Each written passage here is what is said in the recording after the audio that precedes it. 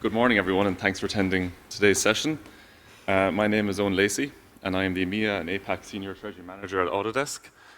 Also with me is Karsten Cole from PwC, who are implementation partners for in-house cash. So in this session, I'm going to talk through the journey that we went through implementing in-house cash at Autodesk. So today's agenda is going to be about who is Autodesk. I'll give a brief overview for those who do not know who we are. What our landscape looked like before implementation, what our landscape, or the approach that we took to the implementation, the landscape that we had after the implementation, the benefits that us in Treasury and other teams in Autodesk that are achieving from having in-house cash, the lessons that we learned from the project, which is always important afterwards to look back, and our successes that we had and our next steps with in-house cash. So who is Autodesk? So we're a software company based in San Francisco. We're founded in 1982, and in the interim years became the leader in 3D design, engineering, and entertainment software. So to make it a bit more real, our software is used in the likes of movies of Avatar and the dragons in Game of Thrones. So last year, our revenue was 4.4 billion, which was a growth of 16% year on year. Our free cash flow is 1.48 billion. Globally, we just have over 6 million users of our software and just under 13,000 employees. So that was Autodesk as a company. So then in Treasury, we have 3 Treasury centers, one in Singapore, one in Dublin in Ireland, and one in San Francisco in California. As a company, we're present in 50 countries. We transact in 41 currencies. Our main billing currencies are Euro, Sterling, Swiss dollar, Japanese yen, and Australian dollar. We generated cash by operating a subscription-based model for our software. And then when designing our in-house cash, a big consideration for us is how our sales are generated and who owns this cash. So our legal entities are kind of split into 3 different types. We have LRD entities, which are they're entities within Autodesk that sell subscriptions for our software, but they bill and collect that cash themselves, and they own that cash. We have commissionaire entities, which sell on behalf of our hub entities in Singapore and in Ireland. So they bill and collect that cash domestically, but the cash is owned by the hub. And then we have cost-plus entities, which don't generate cash there. They provide R&D, marketing, sales support, and they invoice the hubs for their services once a month, and we settle that then with a markup. So that was kind of the background of our sales environment within the company. So next, before we had in-house cash, we didn't have any proper functioning in-house bank. We had one entity that was operating as the revenue-generating entity in EMEA, and was also operating as the in-house bank. It was also the head of our ZBA structure in EMEA, which led to commingling of cash. So we had the sales and billing cash coming in, and the treasury cash as well, all in the one entity. So this was a concern for us, our tax team, our accounting. It was leading to a lot of reconciliation issues. We also had cash held in APAC in our entities over there that were not participants within our pool in Dublin. So we kind of had a disparate of cash everywhere. We had some intercompany loans in place, but they were all tracked by GL in S4. So it was all manually done by accounting, going into S4, downloading Excel, using formulas. We never expanded our participants, so it was always stagnant. It was never proving much benefit for us at all. The rates were all fixed rate, so regardless of the country that it was in or regardless of the currency, the loans were all just one rate. If an entity was borrowing from the in-house bank or if it was lending to the in-house bank, that rate didn't change either. We had a constant challenge to have up-to-date intercompany positions, as our loan movements were only done quarterly, so we always had this 3-month lag, which was generating a lot of headaches for us. As I mentioned, our primary tracking tool was Excel, which, as we know, is open to a lot of errors. All our calculations were manual, so like the usual thing of dragging formulas down, copy and paste.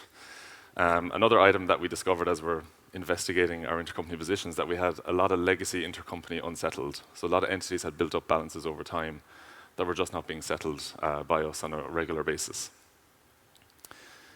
So all in all, I think I have painted the picture that was time-consuming, not real-time, open to error, and just it wasn't really a fit for purpose for us at all.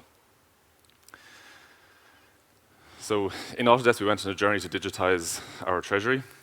So then we met with PwC to discuss how in-house cash can improve everything that we're doing. So we sat down to discuss our approach, and the first items that we had to solve for was our commissioner entities. So we had these entities that were collecting cash, owned by another entity, and then also making payables. So we had to separate this cash. And we operate a very lean bank account structure in Autodesk. So we try to keep everything to a minimum. So for argument, in our 50 countries, we only have about 160 bank accounts. So we had commingling of cash in these commissioner entities. So they're collecting cash for the hub, but they're making their own payables, their AP, their VAT, their payroll, all from the same account. So we didn't have a clear picture of what cash was coming in, didn't belong to them, or the payables that being paid out that they actually did own. So then we sat down with PwC to design how the new process would look. And then we had to change our intercompany balance structure. So we, this had to change to ensure so the solution was open to open a payables count for each of our commissioner entities. So we could segregate our cash coming in and our payables going out for each entity.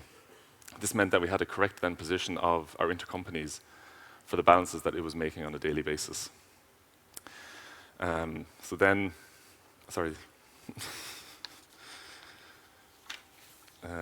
we also then took the decision to simplify our in-house bank balances.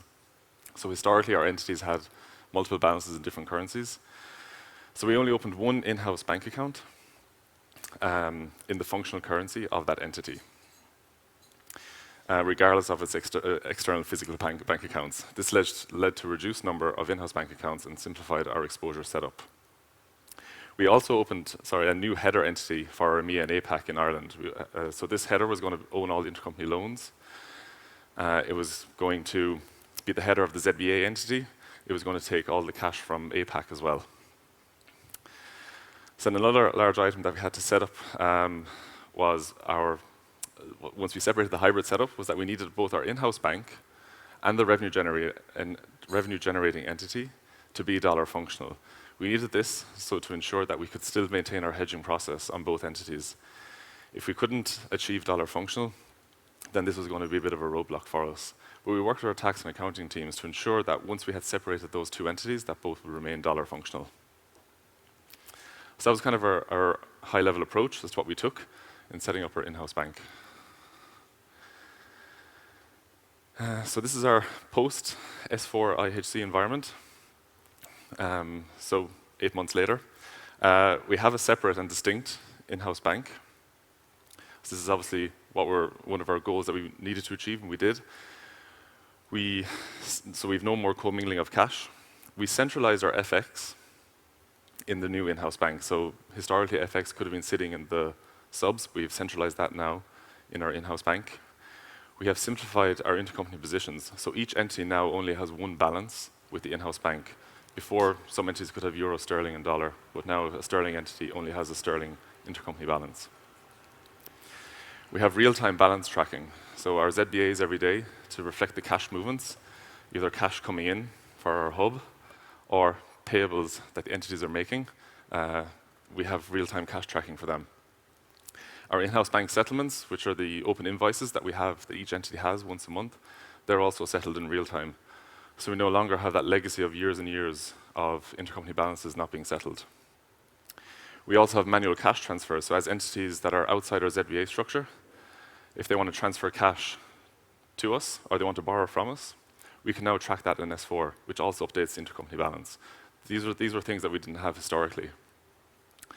We have monthly settlement of in-house cash positions. So we have periodic runs. We kind of agreed on a date with accounting that on the 15th of every month we would settle all our open intercompany invoices. So this brings all our intercompany down to 0. We have one-off runs as well. So if an entity has invoices that are open and we're looking to settle, we can also do that as well. M&A. So we do go through a lot of M&A. They generally are cash hungry on day one, and historically we were always using promissory notes to fund them. But now they can just sign up to our new in-house bank cash pool agreement, and then they can follow the other participants in that pool. So it makes it easier. It's faster. We don't have to go through the note process. We expanded our ZBA structure in EMEA. We also have an e-store that for subscriptions in our non-core currencies. So the likes of the Scandics, like Danish, Swedish. We added those currencies to our ZBA structure. and now we use those funds as well to fund local operations in those countries. So that has reduced the number of extra FX trades that we need to do, and has simplified that process for us. Another big win that we had is that we have fed Bloomberg into S4. And we all, this, every day, it calculates the interest for us. We also now have debit and credit spreads, which again, historically, we didn't have. So if it's lending, if it's on deposit with us, we reduce the spread. If it's borrowing for us, we increase it. Bloomberg feeds in every day. We add the option of country risk as well. So should in the future that we want to add a country risk along with the spread, along with the reference rate for each currency, then we have a more accurate charge of interest. So that's our landscape once we had gone live with in-house cash. The benefits that we're seeing. So in Treasury, obviously we have a lot of accurate reporting now. No more waiting for 3 months. We have cash centralization. So we had cash stuck in APAC. It's now we transfer it manually to Ireland. I mean, we had looked at the ZBA structure for Australia and Japan, but we had only a handful of entities, no critical mass, and we just deemed it was kind of too much risky. So we just do it manually. So we have significant time savings on cash repatriation, funding, and accessing cash also, say, from legacy M&A. We had a lot of accounts just sitting out there, so they're now participants. We can just take that cash from them. So on average, we think within Treasury, we've saved about 250 hours per year by leveraging in-house cash for all our intercompany transactions. On the accounting side, they were obviously a big stakeholder in it as well, as they were posting everything manually for us historically. They have also, like us, they have better reporting and automation. They have more up-to-date and visibility into our intercompany positions. We have the automation as well of intercompany loans because they were doing that historically for us. We have the automation of our non-cash pool entities, so we have a lot of entities outside of the structure. Before we're sending cash to them, now they just settle all those transactions to their in-house cash account. We have reduced the number of manual journal entries, which, as we know, reduces risk and error.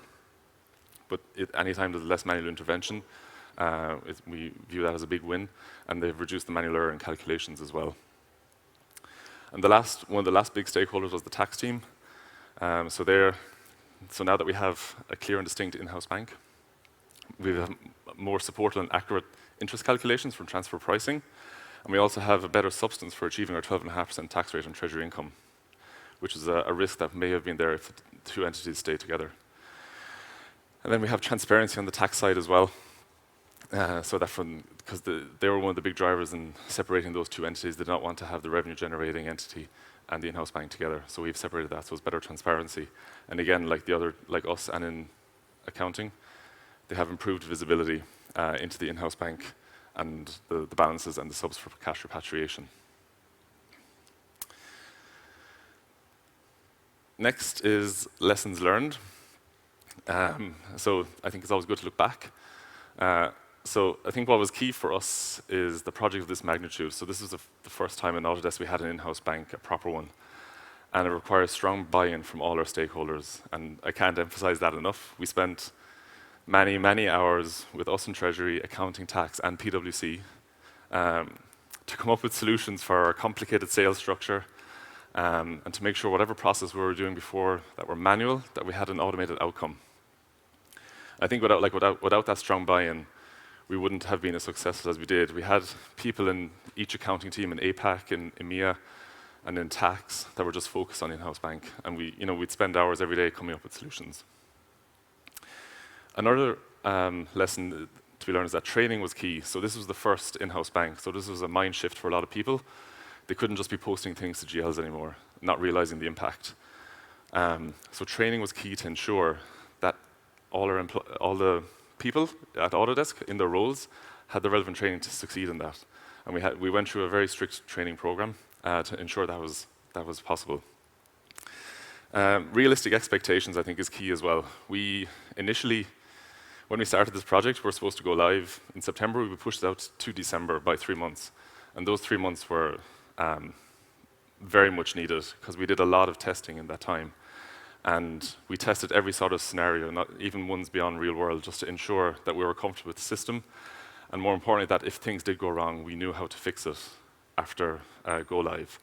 So testing was really key for us as well. We spent a significant amount of time on that, but I think the expectation that does need to be managed, and that if it does need to be pushed out, it's better to push it out and get it right than rush it and probably more likely get it wrong. And to think outside the box, I think we're on a journey in Autodesk to digitize a lot of our processes to make them touchless. Touchless transactions is the word that we're using. So we wanted to set ourselves up for long-term success and not just now. So we had lots of discussions around what the tech can do for us, and even during the discussions, we had incremental benefits when we learned we can do this, X and Y, and we added that into the project. So that items that are manual, that we can automate, and so that it sets us up then for the future and not just for now. And then finally, we have our success story. So we went live in December, and we're live for about 6 months now.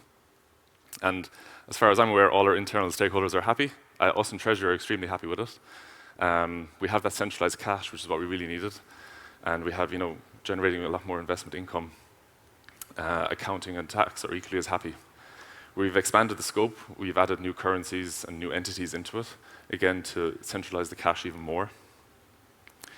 Historically, we weren't really sure of our intercompany balances in certain entities. So us with tax, they want to move that non-working capital into a long-term position for tax reasons. So now, after 6 months, so after a year, we'll have a good view of what each entity and what its working capital needs are. And then we can split that into short-term and long-term, which is what we need to do for is an initiative with our tax team. So I can definitely say that we are all reaping the benefits in Autodesk for setting up our in-house bank, and we're extremely happy with it. And I just want to thank you for listening today on Autodesk's in-house bank journey.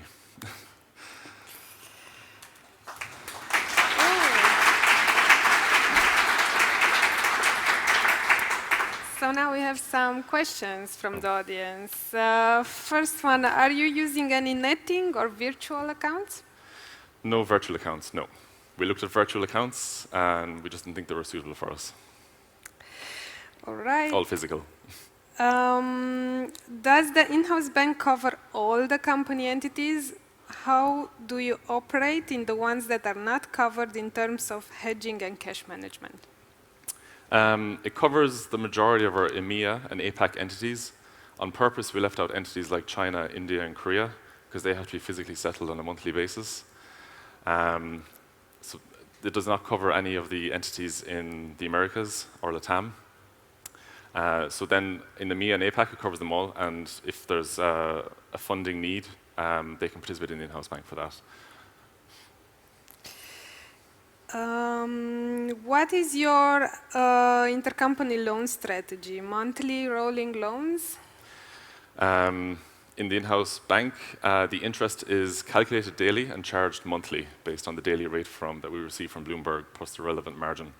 And then the interest gets calculated by SAP on day 1 of the following month and gets posted as of the last day, and then the position just rolls over. Okay, and the last one, how automated is the entire end-to-end processing of the intercompany settlements or cash pooling via the in-house cash? Yeah, so it can be incredibly automated. So the posting of all the entries from the bank statements, CAMT 53s or MT940s, is done automatically by SAP. The monthly settlement runs can be scheduled to run. So as I said, we've gone with the 15th of the month, and the system just posts that itself. If you want to do like a one-off one, that's also possible. And then on the rate side, the Bloomberg rates can feed in automatically also, so that the calculation of interest is done for us as well. So in one sense, we kind of sit back and relax. Well, very good, very good. Well done. So thank you so much for being here, and applause.